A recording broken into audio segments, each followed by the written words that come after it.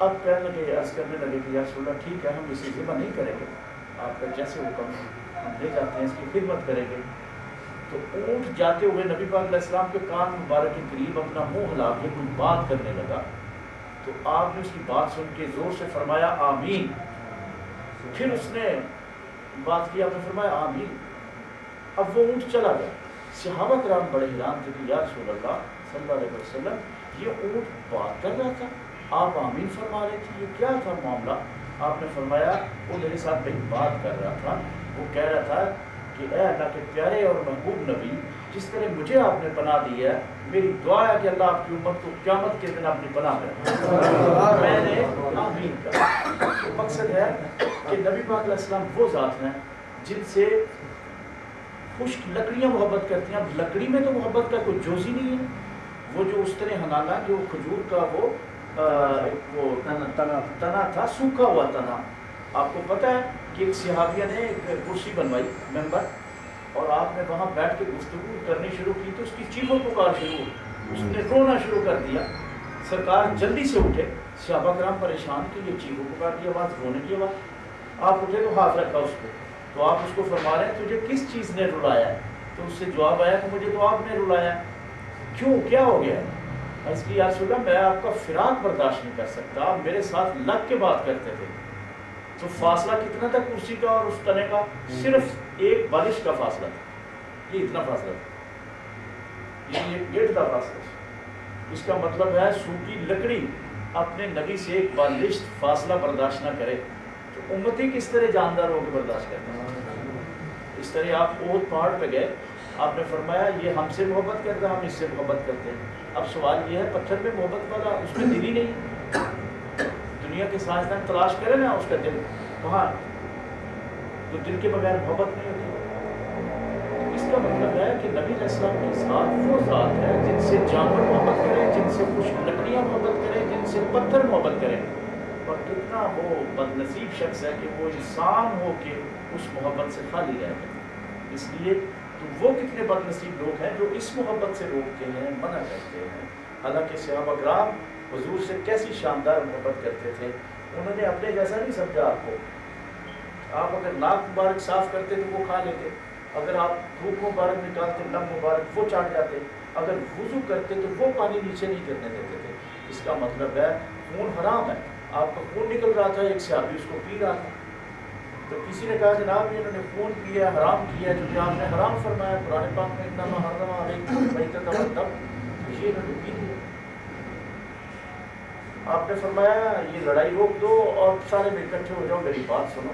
جو خون پینے والا تھا آپ نے اس کی طرف اشارہ فرمایا کہ کسی نے بھی جنتی دیکھا ہے؟ سب نے عرض کیا نہیں یا رسول اللہ۔ آپ نے فرمایا یہ شخص جنتی ہے، سارے اس کی زیارت کرو، جس کے اندر وہ سرکار کا لہو مبارک گیا ہوا تھا۔ اس کا مطلب ہے جب تک ہم وہ صحابہ کا انداز محبت اختیار نہیں کریں گے، ہم ایمان اپنا کامل نہیں کریں گے۔ تو جب تک ہمارا ایمان نہیں ہوگا تو ہمیں وہ جو اصل ہے دولت یعنی اعمال کی یہ ثانوی حیثیت ہے، اس وقت تک ہماری نمازیں، ہمارے روزے، ہماری سخاوت وہ قبول نہیں ہو سکتی۔ اس لیے اصل چیز جو ہے وہ محبت رسول ہے، اور اللہ تعالیٰ کے پیاروں کی محبت ہے، اولیاء کی محبت ہے، صالحین کی محبت ہے، اور ان کا راستہ ہے جس کے لیے ہم نماز میں دعا کرتے ہیں، یعنی 48 ٹائم ہم دعا کرتے ہیں کہ یا اللہ ہمیں اپنا پیارا ملا۔ اس کا مطلب یہ ہے، تو باہر نماز کے باہر جا کے کوئی انکار کرے تو وہ پھر اس کی بدنصیبی ہے۔ اللہ تعالیٰ اپنے صالحین کی سنت عطا فرمائے اور نبی پاک علیہ السلام کی محبت کا عطا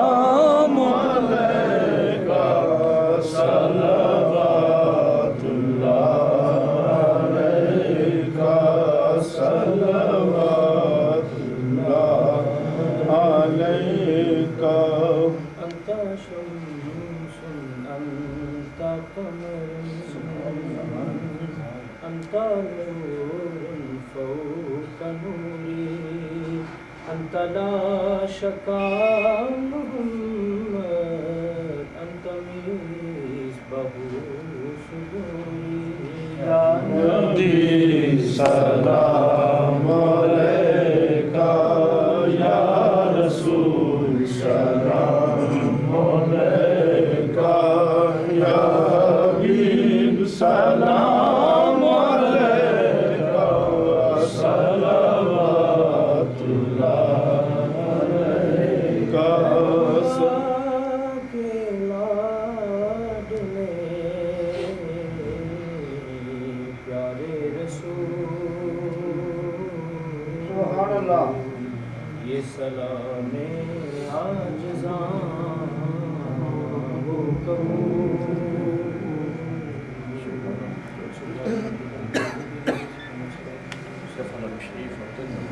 بسم اللہ الرحمن الرحیم الحمد للہ رب العالمین الرحمن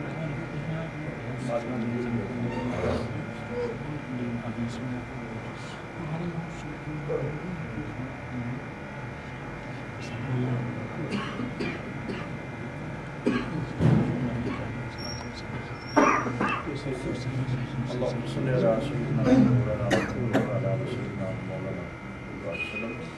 یا اللہ جو کچھ پڑھے ہے علماء اکرام نے اور ناخوان حضرات نے اور سب کا بیٹھنا اور آنا یا اللہ اس کا ثواب اپنی پاک بارگاہ قبول فرما. خصوصی طور پر حضور نبی کریم رؤوف رحیم علیہ السلام مبارک پیش کر کے جميع انبیاء کرام علیہ السلام تشریف اور صحابہ کرام امہات المومنین فاطمہ علی نقشبندی یاسر ولی چشتی قاری رفیع جميع اولیاء المومنین مومنات حضور غوث العالمین حضور العالم حضور محمد سرکار. یا اللہ جتنے بھی حاضرین نے جنہوں نے بزرگ اس دنیا کی برزخی زندگی چنے تمام دیروان مستشفہ. یا اللہ تمام کی نیک حاجات پوری فرما. یا اللہ جو بیمار ہیں انہوں نے صحت عطا فرما. مولا جو بے اولاد نے انہوں نے اولاد عطا فرما. یا اللہ اپنے ذکر فکر کی توفیق عطا فرما.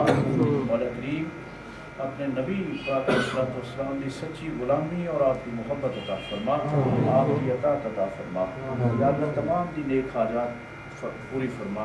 اور جو ساڈیاں بھੈਣਾں بھی شریف نے مولاد پاک کی محفل دے وچ مولا کریم انہاں دی نیک آرزوئاں تمنا جو بھی ہیں مولا تو سب تے اپنا کرم فرما.